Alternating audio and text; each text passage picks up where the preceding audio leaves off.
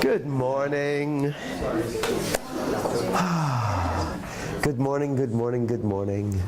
And welcome, welcome.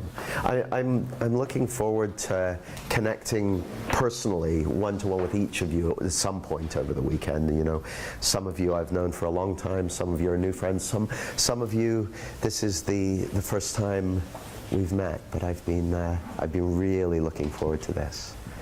And I'm guessing you have too, otherwise you probably would be doing something else with your Saturday morning.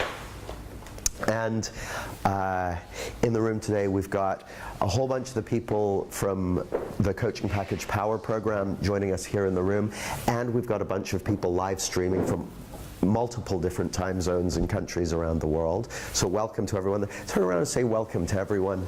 Well, wave, you know, yeah. And I've also, you'll meet a few people in the room who are doing my current Clarity coach training program, the Clarity Practitioner program, because I tend to open up everything I do to people on that program. So in addition, we've got a bunch of people from that program live streaming onto this. And the great thing about that is that means that when we're doing exercises and that sort of thing, the people who are live streaming will always have people to work with. Well, that's my hope and fervent prayer anyway.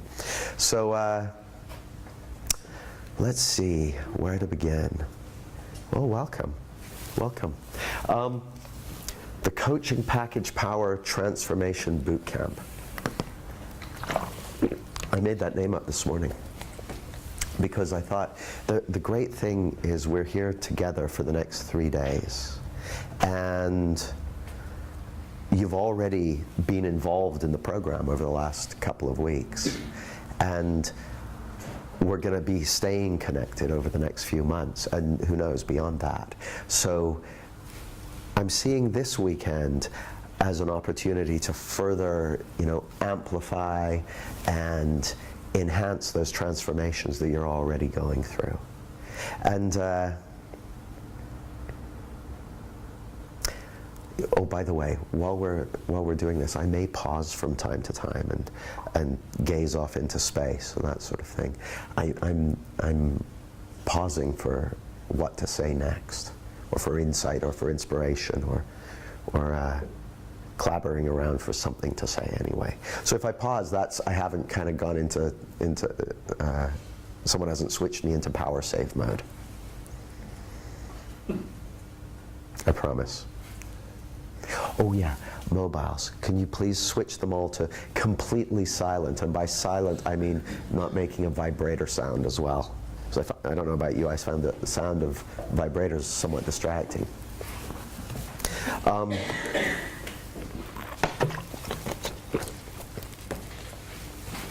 And there's a structure. There's a structure for this weekend. Would you like to see it? No, it seems like it's got a lot on it, but we're just going to take it a bit at a time. So it's divided into day 1, day 2, and day 3. And day 1, which is today, is going to be all about your personal transformation. It's all about grounding. It's all about grounding. Now, the reason I see it like that, the reason that makes sense to me, is because a lot of times, well, who's ever felt like they were stuck because they didn't know how to do something? I don't know how to record a podcast, or I don't know how to write sales copy, or I don't know how to, the numerous list of how-tos. Who's ever felt stuck for a period of time because of that? Yeah, me too. And so often people come up and say, oh, I would do it if only I knew how, if only I knew how. Well, we live in a world where anything you could possibly want to know how to do, all you need to do is type it into Google. But the interesting thing is, 9 times out of 10, when people say that, I'd do it if I only knew how, it isn't actually a how-to problem. It's something else. It's about insecurity, it's about confidence, it's about feeling. And just by a show of hands, who's had an example of where you thought it was a how-to issue, and then you you had a shift of some sort, you had an insight, you saw something more deeply about life or about yourself, and all of a sudden you just went and found out what you needed to find out, or you knew what you needed to. Look around, that's pretty much everyone in the room. So the reason we're starting with grounding is, well, I kind of have a, this is sort of jokey and sort of not. So it's kind of my two laws of coaching, two laws of coaching with clarity. Number one, it's always a grounding issue.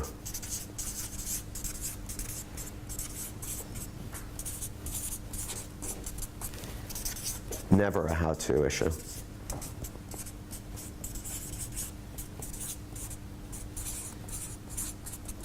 That's number one. And then number two is, even when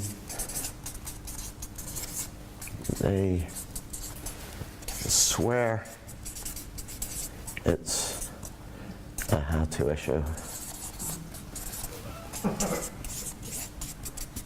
it's still a grounding issue.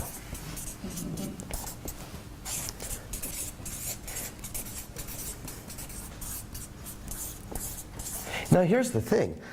I'm not saying there aren't things you can learn how to do and there aren't things that you need to learn how to do. There absolutely are.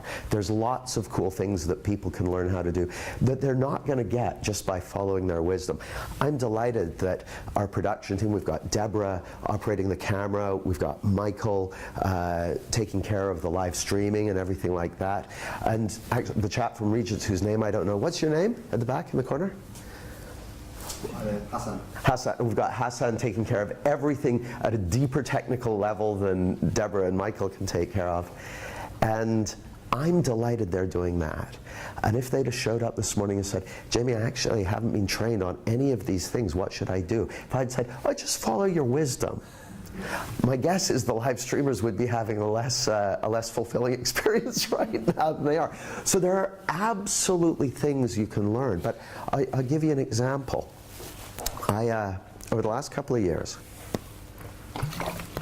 I've made a lot of changes to my things surrounding my health, lifestyle surrounding my health. So what food I eat, exercise, all that sort of stuff. And then earlier last year, I decided, you know what, I'm gonna get fit. I'm gonna go to the gym and I'm gonna do exercise and lift weights and that sort of thing. Something I've always had a very relaxed relationship with. I'm like, no, I'm gonna do that. So I'm like, okay, well, what shall I do? Hire a trainer. That's what I'll do. That was my wisdom. You see people that go and think, oh, I'll just figure it out myself at the gym, and doing themselves a mischief, because there are good ways to lift heavy weights and there are really dumb ways to lift heavy weights. So it really made sense to me to hire a trainer. Now, as time goes on, I'm needing my trainer a little less. And so I'm learning the things, I'm getting the things, but I'm still using him. You know, if I'm going to try something new or something like that, I'll get him to come along and instruct me in proper form, because I don't know, my wisdom may know what proper form is, but 49 years of habitual bad posture and stupid ways of picking things up and all that sort of stuff have a powerful draw for me. So that was wisdom, that was wisdom. So when I say this, and it's a little bit tongue-in-cheek, while being absolutely true, it's a little bit tongue-in-cheek, but when I say this, is not that there aren't useful things to learn how to do, or that you might need to learn how to do, or that your clients might need to learn how to do. There absolutely are, and that's fine. It's just the idea that that could be a problem or an issue. It just isn't, especially not anymore. Because in this world of Google and YouTube and all these things, you can pretty much learn how to do anything. Does that make sense? So, day one, we're going to be looking at the principles behind clarity and how that plays out in the domain of creating the kind of relationships with clients that you want, and the work you do with clients and how you charge for it and all that sort of stuff, everything around this question of coaching packages. We're also going to be looking at the source of confidence and certainty, the source of connection, because my experience of signing up high-value clients over a long term is that's very much about relationship. And even getting into those conversations in the first place is a lot about relationship. So for instance, how many people in this room have known me for 5 years or more, one way or another, been in connection with me? Look around. So that's like probably a third of the people in the room. So how many people have been in connection with me for more than 1 year? Okay, so that's, and how many have been in connection with me for less than 1 year?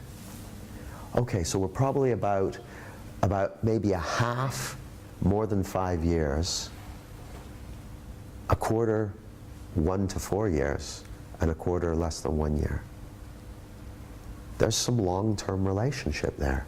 Now, there are people who come on programs and that sort of thing who walk up to me and they say, oh, I've been in connection with you for like 7 or 8 years, but this is the first time I've come to a live event. That's because it's about relationship, it's about connection. And so, the good news is the fact that you're here, it means that the very qualities that you bring to your work with others, whether it's coaching or one-to-one work, whether it's teaching, whatever form that takes, the qualities you bring to it, to that work, it turns out, are exactly the qualities that you need to be able to sign up people on longer-term packages and to have the structure and livelihood that you want. It's the same set of qualities. It's not like there's the qualities of being a great coach and then there's the qualities of signing people up. The qualities are the same. There are some insecurities that you may need to iron out. And there may be some skills that you need to pick up or facet or hone.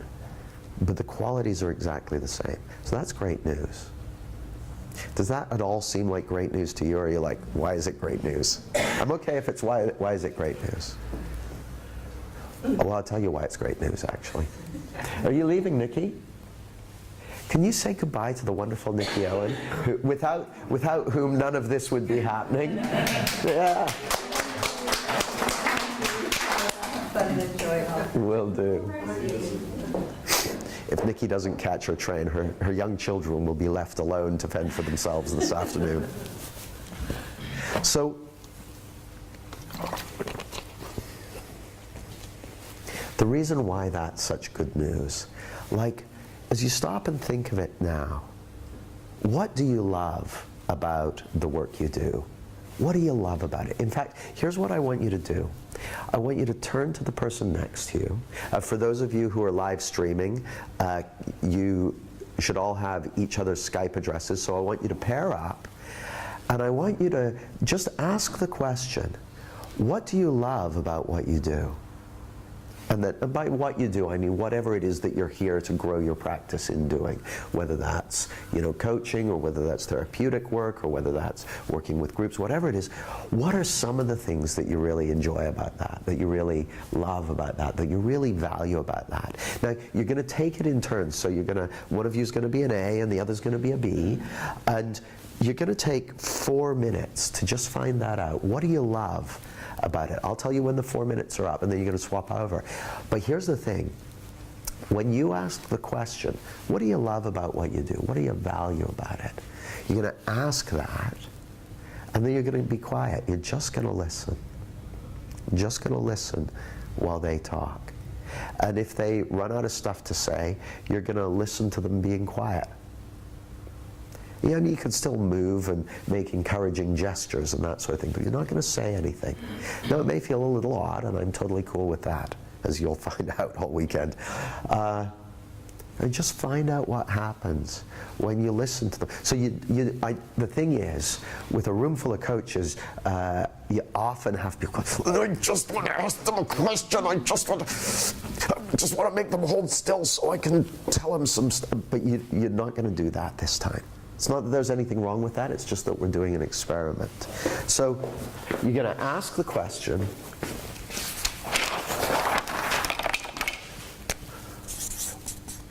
what do you love, enjoy,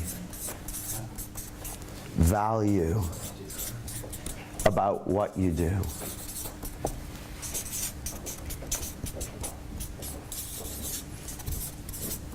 It's kind of a, why is it important?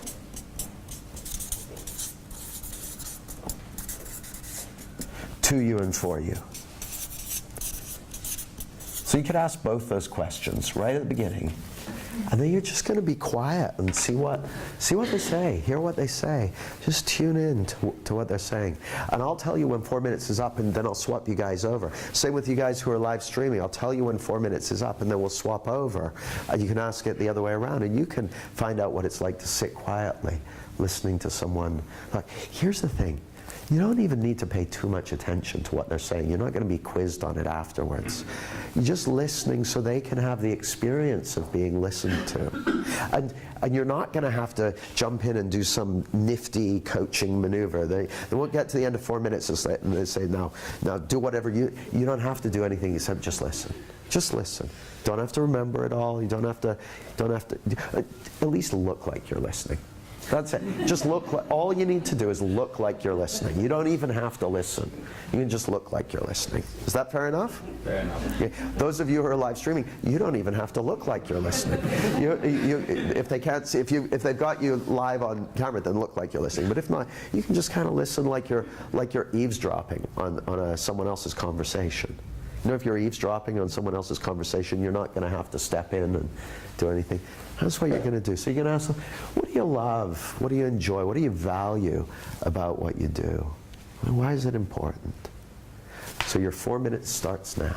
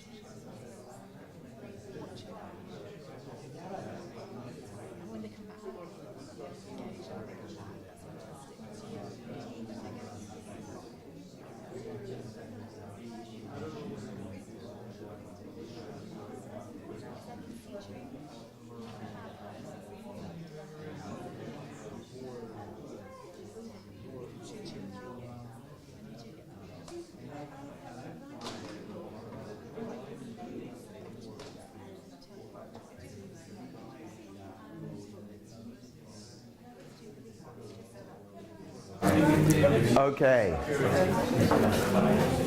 So just be silent for a moment. Thank your partner. You can use words for that. You don't have to silently thank them. Thank your partner, and then you're going to swap over, and you're going to do the same exercise, but the other way around. The other way around. The swap roles, that is. You don't have to do the sentences backwards or anything. Yeah, swap roles, and find out what's different this time.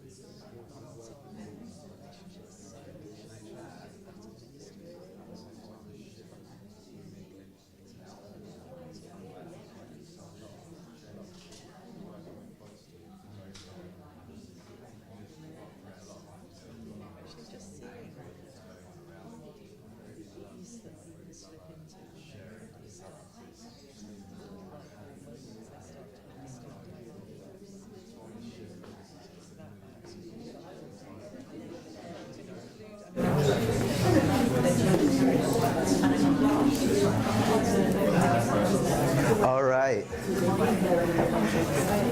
So pause, thank your partner.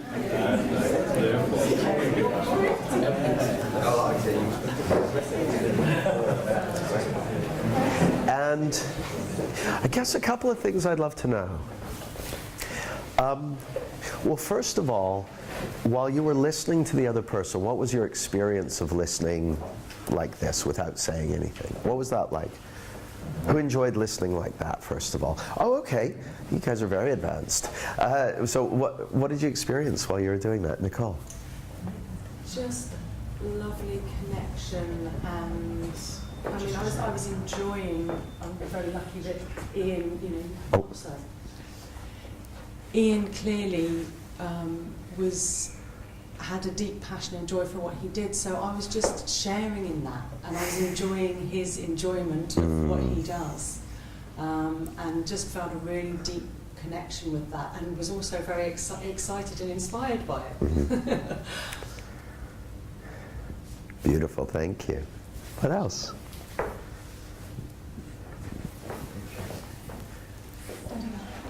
If we can, so the people, the reason I like people to stand up is so the people who are live streaming can see you guys.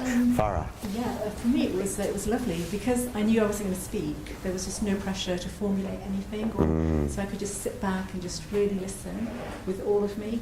So that was just great, just that pressure of just the deep listening. So I really enjoyed it and got a lot from it. Beautiful. In terms of the connection. But I think it was that pressure of not thinking that I've got to say something in a minute or think of the right thing to say. It's good. I love that. You know, I was talking to someone yesterday or the day before, who had a contact who's head of HR in a big organization, and I got on the phone with her, and I had the gift of just being able to listen to her and ask the questions that made sense to me. So I'm just asking questions, and a couple of times she said, so can you help us? I'm like, well, I'm sure I can come up with something, but I didn't feel under any pressure to figure it out. So we get towards the end of the call, I said, well, here's what I'd like to do. I'll go away and think about what you've told me, and then we'll get together in person and talk through the options. She's like, great. So all the way through that call, I had been not having on my mind, how can I do a deal? How much money is this? With all the different things that a person might be thinking about, or what am I going to do with them? Because I've never even met this person before. I don't know what's going to be right for them. So I just wanted to be able to listen like you were listening, Farah, just to listen with all of me. And you know what? Well, we'll find out what happens when you listen with all of you. So anyone else in the role of listener, how did you find that? Yeah, Ian. Yeah, with Nicole, I was listening to Nicole. When she got to something that she really loved, I had a really more felt connection. I could feel when she was communicating what it was about what she did that was really authentic to her, as opposed to the description around it. There were points where I could feel it, see it and feel it in when she was communicating, and I heard it, as opposed to other times you just, it wasn't so close. It was the moving in and out of what she was saying, communicating, but there's times it was like really connected. I love that. Now, did you notice that with the person you were listening to, that sometimes you felt closer to them and sometimes less? Sometimes they looked brighter and sometimes less bright. Sometimes you really tuned into them and it was a little... Did you notice that at all? That's always there. The kind of, it's in a way, it's a reflection of the clarity of thought that you and the other person are in the moment. It's funny how thought goes, because I like to talk first, and Nicole said, okay, you go first, so I like working with Nicole. That was my talk right at the time. Yeah. That fixed that one. Great, thank you. So what about when you were being listened to, when you were the person who was talking? What was that like? What was your experience of that? Andreas? Well, it was the connection was there. One thing that comes to mind right now is the freedom of it. I didn't really have to perform or deliver anything. It was just just being there and exploring what is it really, and finding out for myself what it really is. Beautiful. It was, yeah, no pressure, just being. I love the way you put that. It strikes me. Well, here's the funny thing. I would suggest that what you've just said, Andreas, is the difference between enjoying signing up clients and doing everything that goes along with that, and it being a struggle and a stress and that sort of thing. That is it, what you just said. So the way that, now I'll talk you through, show you how I sign up clients, but I want you to understand something. Anything in that looks structural or how to or anything like that, they're just the things that I put in place to make it as easy as possible for me to be doing what Andreas just said. Just enjoying listening and exploring and serving and questioning and connecting without having anything else on my mind. Does that make sense? So,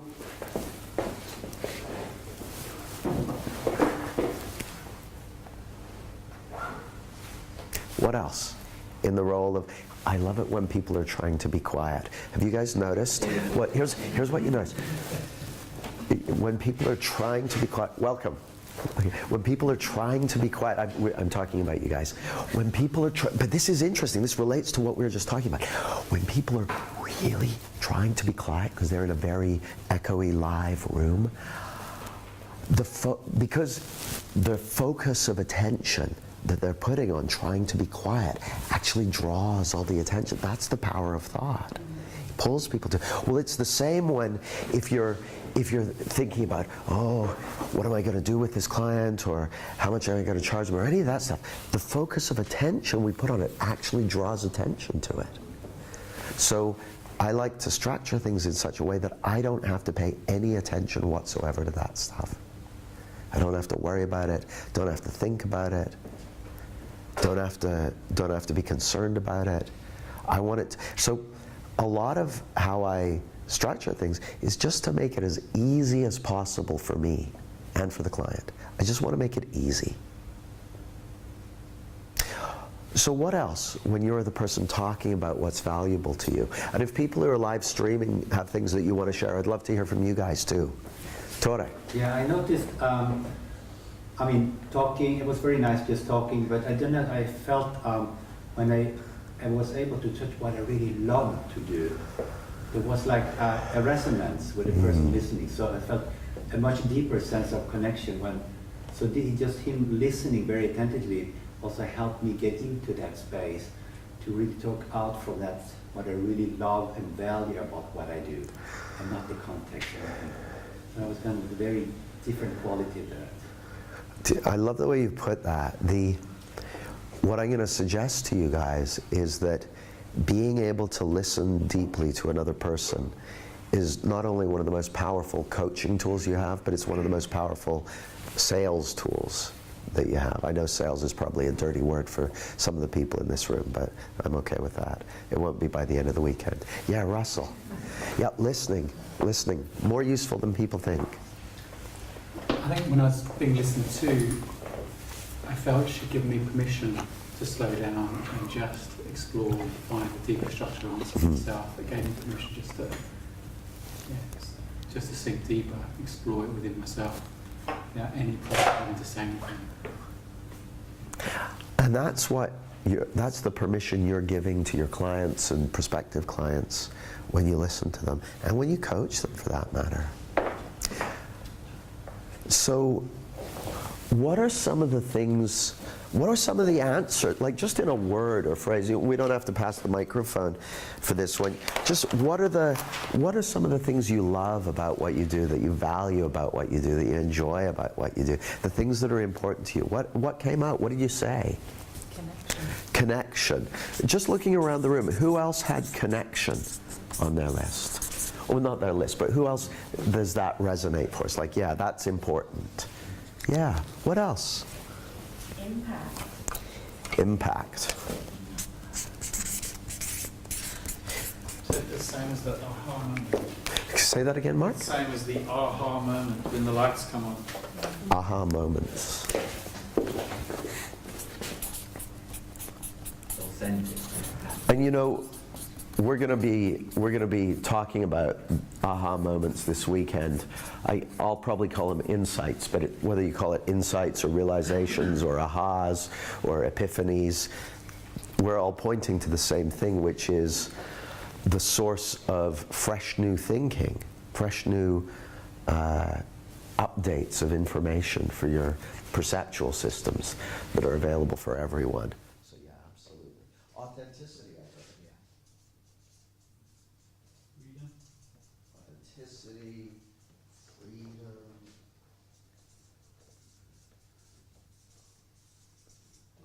In the flow of life. What? In the flow of life. In the flow?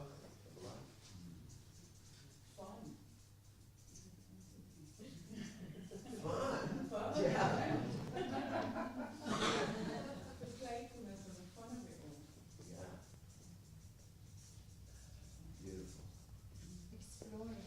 Exploring.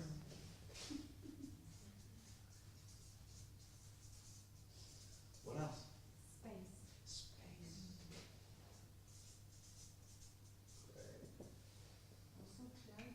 Clarity. A woman after my own heart. Purpose. Purpose.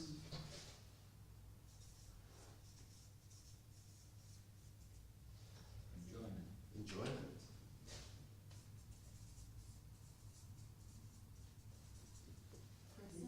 Presence.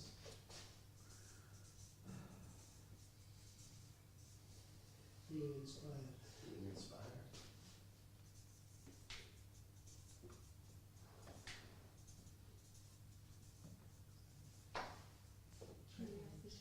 Privilege, curiosity. Helping others.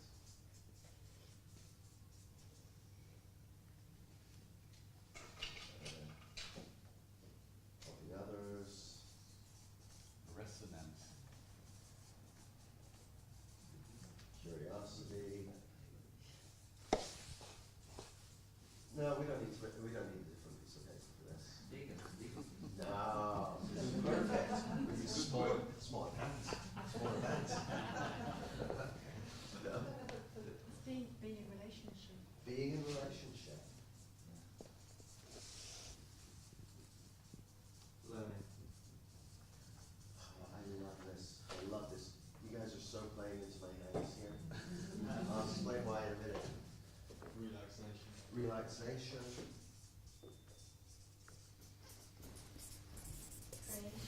Creation. I want to say empowerment, but that says that they don't have it already. Giving them what they've already got. Showing Yeah, I like that. Yeah. What the word for that is. I remember hearing an Osho recording once. He goes, he's talking to this group. He goes,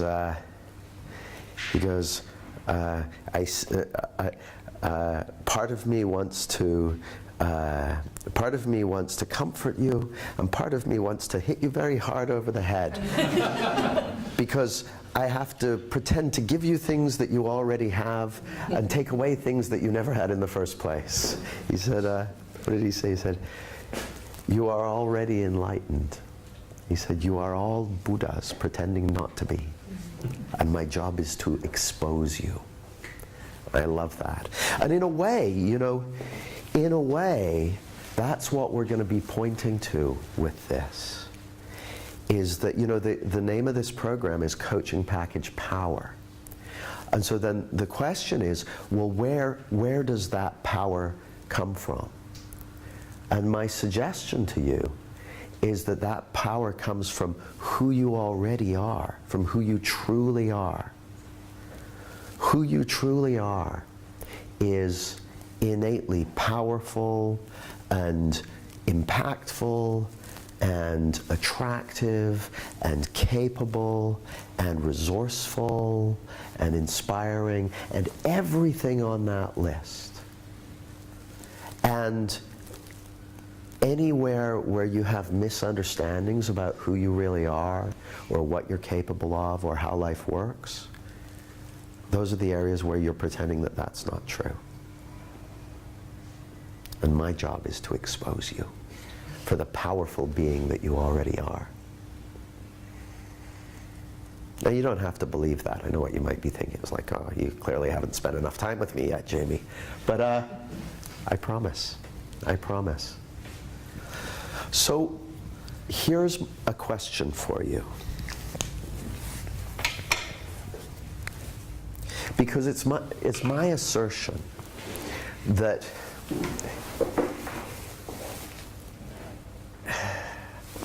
I'm going to draw a picture.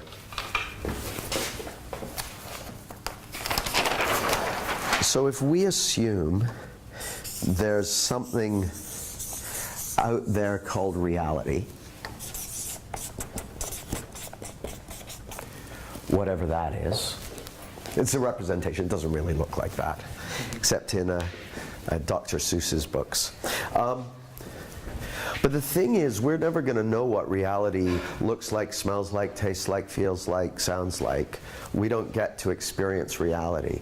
We experience an internally generated perceptual reality that's created from within us. Now, this is not new and groundbreaking. They figured it out in the 1800s that people don't experience reality directly. They did some fascinating experiments. That people don't experience reality directly, but rather what we experience is an internally generated representation of reality. Now, it doesn't take too much imagination to figure that that must be true, because the kind of reality we experience is one that's optimized for creatures of roughly the size and shape and sensory and physical capacities that we have. But the perceptual reality that we experience would be very unhelpful if you're a fish, for instance. Being able to navigate the world of gravity and sharp edges and that sort of thing that's really useful for humans would be no use to a fish. A fish needs a fish-flavored reality, just like a monkey needs a monkey-friendly reality, and just like a mosquito needs a reality that's relevant to a mosquito.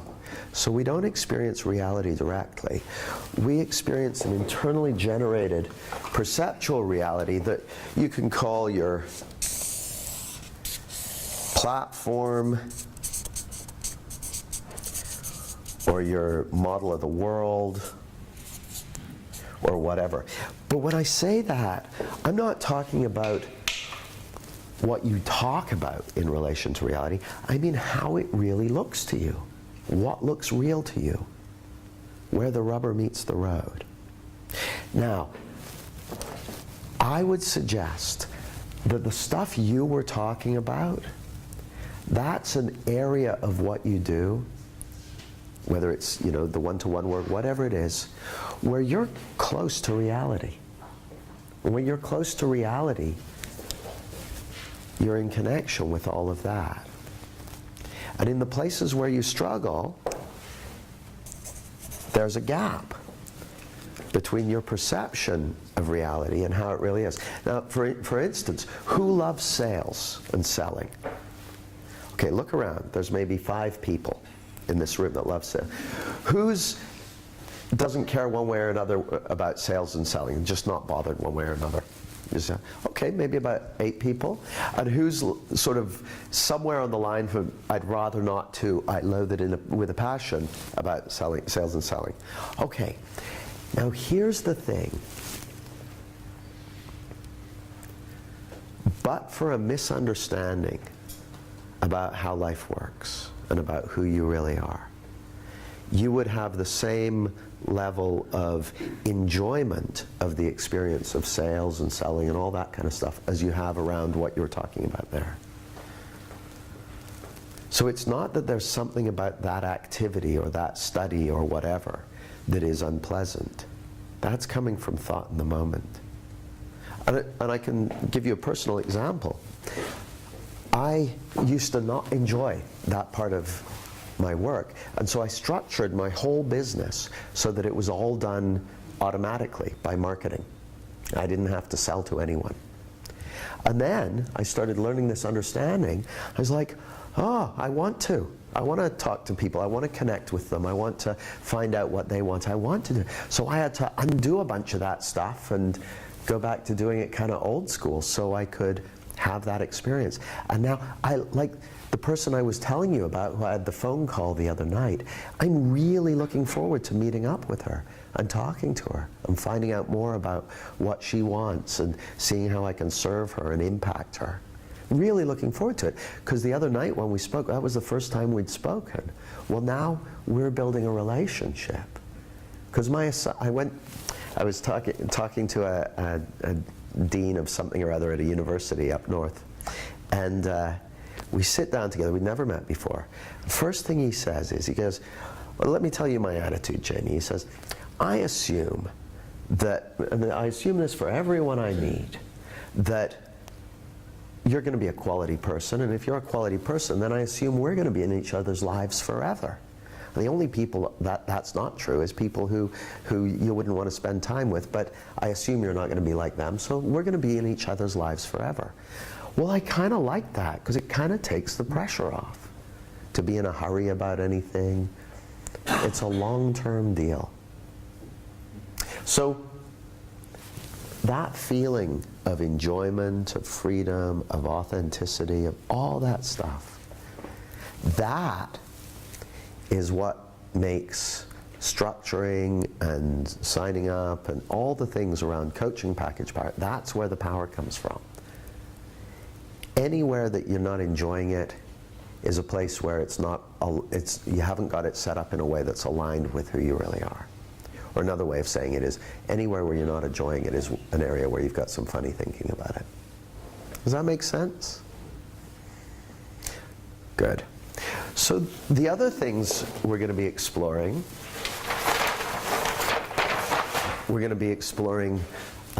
leadership today, what that means, why that's important. I can't remember who said it, but I will find out. Someone said, people are silently begging to be led. People want to be led, and I don't mean that in any way in a disrespectful way, but a lot of times people are stuck or they don't know what to do. There's somewhere they want to get to or something they want to accomplish, and they want help. They want someone to lead them. They want you to lead them. But all too often, I see coaches waiting for their clients to lead them. I'm waiting for my clients to tell me what they want. Waiting for my clients to tell me how they want me to help them. I'm waiting for my clients to show me what they need. So the coach is waiting for the client to lead them. Well, that's not going to work. That's not going to work.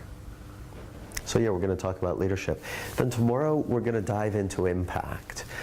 So we're going to be looking at all the things that can make a difference to how you impact your clients. Because here's the thing, it's interesting. I did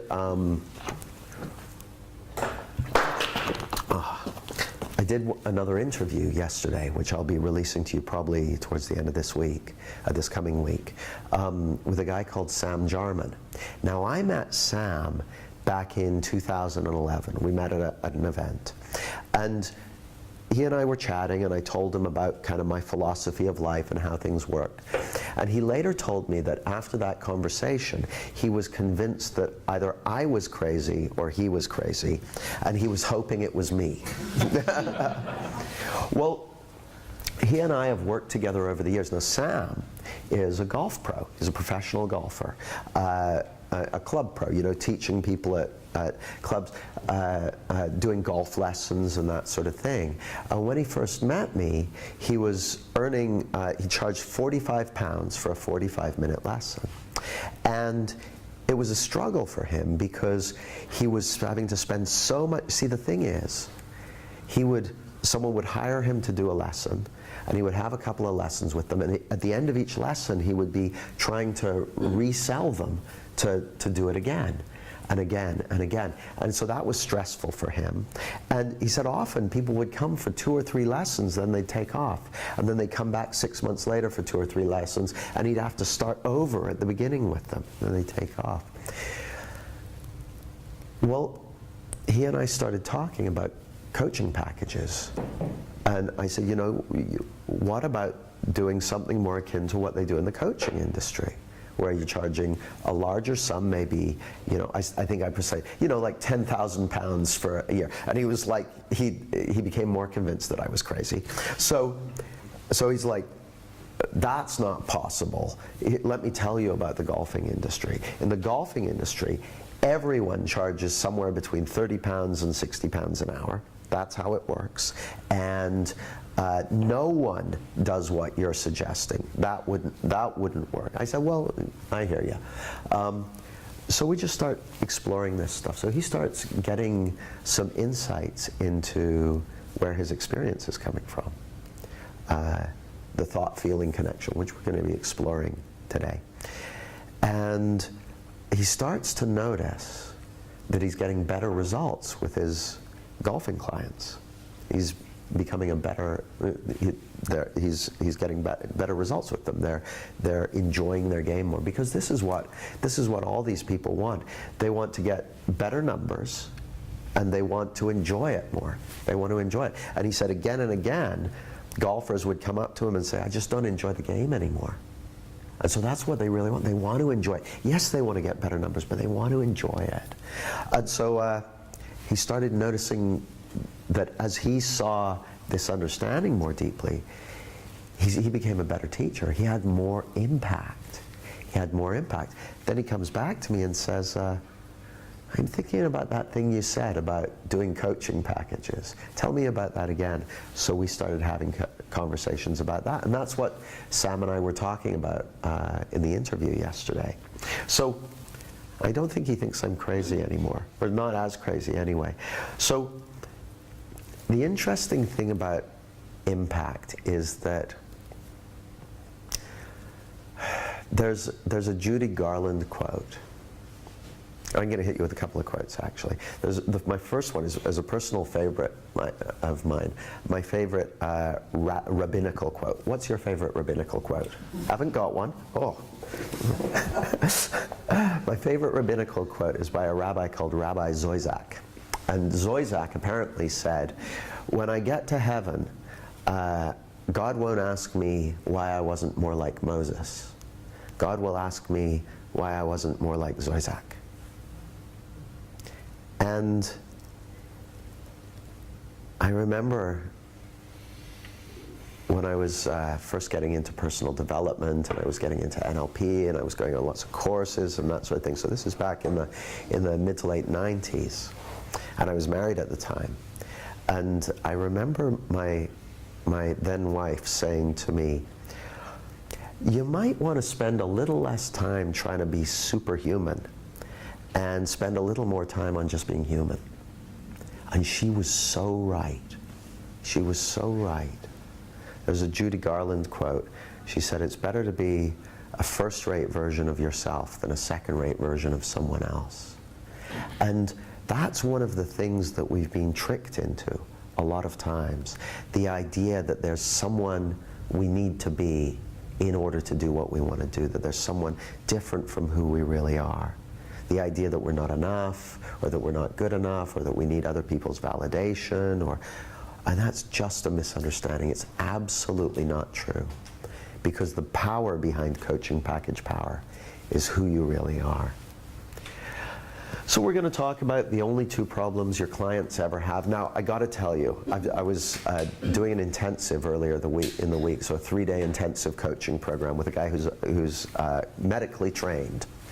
And I said, I got to tell you, you will think I'm a very bad coach, because from a medical model, what I do is appalling.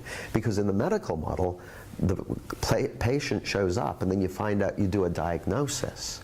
Well, I've got my diagnosis before the client even shows up. It's always the same diagnosis. Sounds bad, doesn't it? But my diagnosis is they're stuck in a misunderstanding. And when they see through that misunderstanding, they're going to have everything they need. So it makes the diagnostic process very straightforward. Well, I've already done it. I've already done it.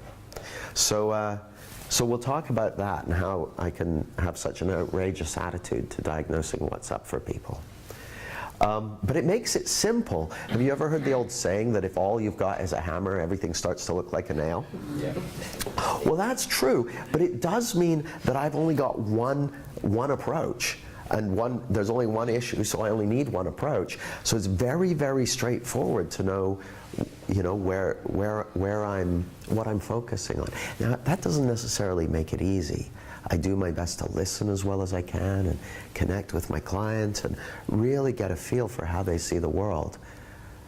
But I'm under no illusions of what's been at the root of their challenges. So it does make things a lot more simple. It makes it easier to relax and not have a lot on my mind, because I know I don't mean this in a big-headed way. I already know what the answer is, and you'll already know what the answer is as you start to explore this. It just simplifies things.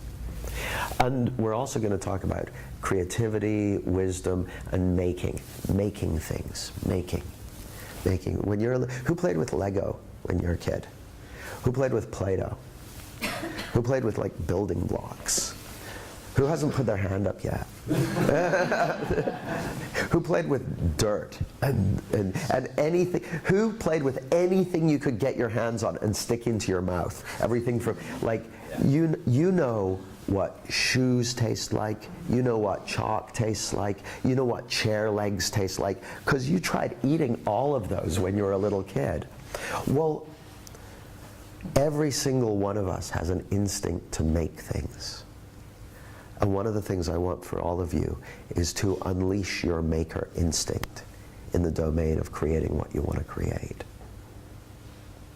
And then on the third day, we're going to dive into livelihood and some of the technical stuff around packages, around pricing, around marketing, around selling, around actions and next steps. But the thing I want to do is all the way through the weekend, I want to be doing coaching demos with you guys, getting you doing exercises, all to have you have insights and transformations in this area. So you guys up for that? Are you guys up for getting involved and that sort of thing? Oh, good.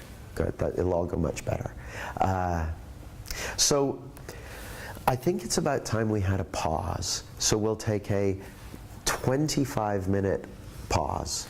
And I'll see you, well, a 26-minute pause. I'll see you back here at 1:30 by my watch, which is about 26 minutes from now. There's a Starbucks just outside. There's a refectory down at the other end of the building. A refectory is a place where they sell food and drink. I never knew that until I started doing stuff here. And yeah, I'll see you in 26 minutes. Thanks for your attention.